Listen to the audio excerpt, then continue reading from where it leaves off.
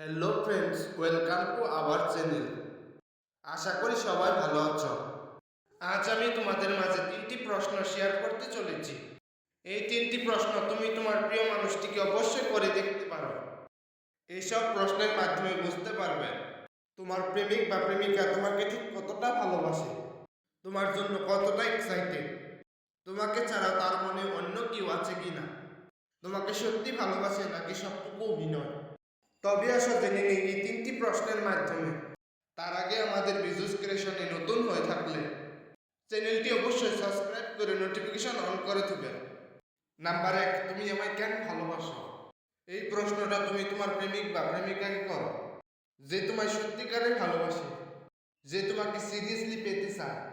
সে এইভাবে অবশ্যই বলবে, আমি জানি না তোমায় কেন ভালোবাসি। তুমি জানো, আমি অনেকবার নিজের মনকে প্রশ্ন করেছি, কিন্তু এখনো প্রশ্নের কোনো জবাব পাইনি।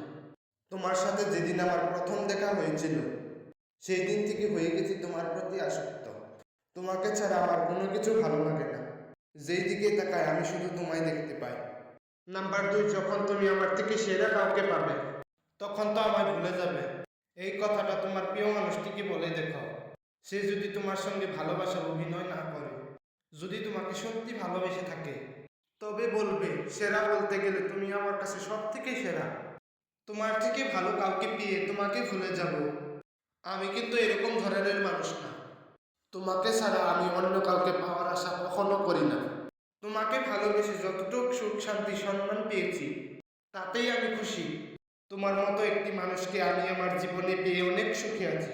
নাম্বার 3, যখন আমাদের সম্পর্কটা তোমাদের বাড়ির লোকেরা জানতে পারবে, তখন যদি তোমার বিয়ে অন্য কারোর সঙ্গে ঠিক করে, এই কথাটা তোমার প্রিয়জনকে বলো।